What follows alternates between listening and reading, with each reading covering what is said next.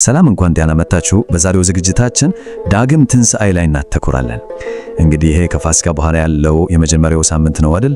ሲያሜው ራሱ የመጣው የትንሣኤው ምስጢር ለሐዋርያት ለሁለተኛ ጊዜ እንዴት እንደተገለጠላቸው ከሚተርከው ድንቅ ታሪክ ነው። እስቲ በአንድ ጥያቄ እንጀምር። እምነት፣ እውነት፣ አካላዊ ማረጋገጫ ያስፈልገዋል?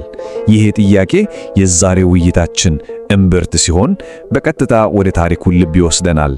እንግዲህ ታሪኩ የሚጀምረው ክርስቶስ ከተነሳ በኋላ ባሉት ወሳኝ ቀናት ውስጥ ነው። እስቲ ያስቡት፣ በዛን ሰዓት የደቀ መዛሙርቱ ስሜት ምን ሊመስል እንደሚችል። በፍርሃት ተወጥለው ነበር። በቃ ደጃቸውን ቆልፎ ውስጥ ተደብቀዋል። ሰላም የሚባል ነገር ጭራሽ አልነበረም። ሙሉ በሙሉ ተወሰዶ ነበር። ታዲያ በዚህ በፍርሃት በተሞላ ድባብ ውስጥ ክርስቶስ በድንገት በመካከላቸው ተገኘ እና የመጀመሪያ ቃሉ ሰላም ለእናንተ ይሁን የሚል ነበር። ለማረጋገጥም ደግሞ የተቸነከሩ እጆቹን እና በጦር የተወጋውን ጎኑን አሳያቸው። እሺ፣ አሁን ደግሞ ወደ ታሪኩ ዋና ሰው እንምጣ። እርግጥ ነው ሐዋርያው ቶማስ እና የሱ ያ ዝነኛ የጥርጣሬ ጊዜ። ያው ወሳኙ ነገር ምንድን ነው?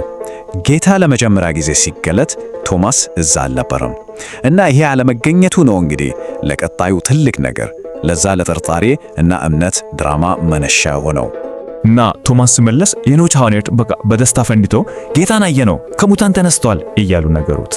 ግን ቶማስ ሊቀበል አልቻለም። ጭራሽ በምትኩ የጭንካሩን ምልክት በእጆቹ ካላየው በፍጹም አላምንም በማለት ጽኑ ጥርጣሬውን ገለጸ። ይሄ ቃል በታሪኩ ውስጥ ትልቅ ውጥረት ፈጠረ። ከሳምንት በኋላ ደግሞ በዝግ ቤት ውስጥ ያሉ ክርስቶስ እንደገና ተገለጠ። በዚህ ጊዜ ግን በቀጥታ ወደ ቶማስ ነው የዞረው። በቃ ጣትን ወደዚህ አምጣና እጆቼን እይ በማለት ለጥርጣሬው ቀጥታ ምላሽ ሰጠው። በዛች ቅጽበት ለቶማስ ምንም ጥርጣሬ አልቀረውም። በቃ አለቀ። ከሞት የተነሳውን ጌታ ሲያይ ሲዳስስ ጌታዬ አምላኬ ብሎ ታላላቁን የእምነት ቃሉን ተናገረ። እና እዚህ ጋር ክርስቶስ ለቶማስ ብቻ አይደለም የተናገረው፣ ለእኛም ጭምር ነው። ለሁሉም ትውልድ የሚሆን ትልቅ ትምህርት አስተላለፈ።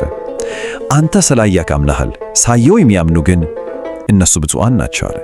እንግዲህ ከዚህ ከቶማስ ታሪክ ወጥተን እስቲ ወደ አንድ ሰፋ ያለ ጽንሰ ሐሳብ እንለፍ።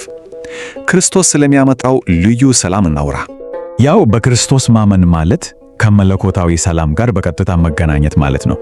መጽሐፍ ቅዱስን ስንመለከት የሰላም አለቃ፣ የሰላም አምላክ ብሎ ይተረዋል። እንዲያውም ልደቱ ራሱ በምድር ሰላም ተብሎ ነው የታወጀው። ግን ይህ ሰላም ልብ በሉ ከዓለም ሰላም ይለያያል። ክርስቶስ ራሱ እኔ የምሰጣችሁ ሰላም ዓለም እንደሚሰጠው አይደለም ብሏል። እስቲ እናስበው።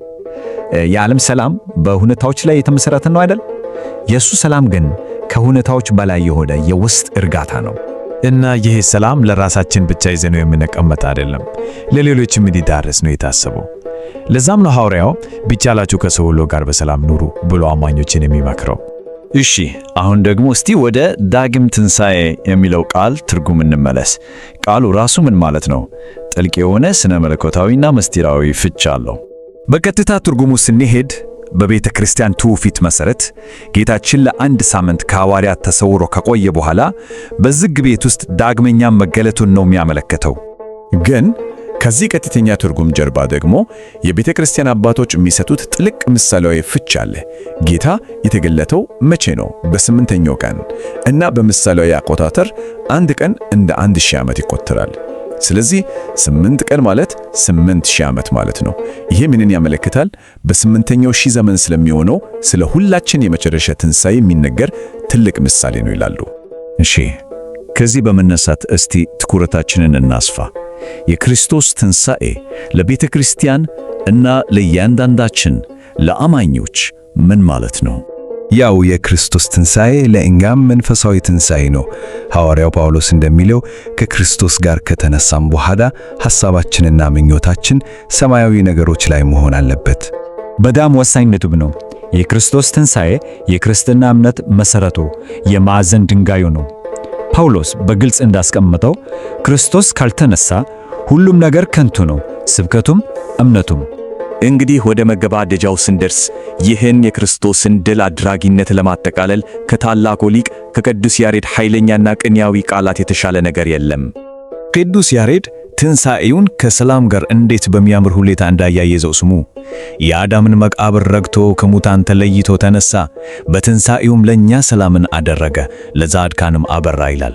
እናጠቃለን። እንግዲህ እንደተመለከትነው የዳግም ትንሣኤ ታሪክ ከጥርጣሬ ወደ ጽኑ እምነት፣ ከፍርሃት ወደ እውነተኛ መለኮታዊ ሰላም የሚደረግ ጉዞ ነው። በባህላዊው የበረከት ቃል እንሰናበት። ሁላችንም የጌታችንን ዳግም ትንሣኤ በሰላም እንድናከብር ይፍቀድልን። እንኳን አደረሰን።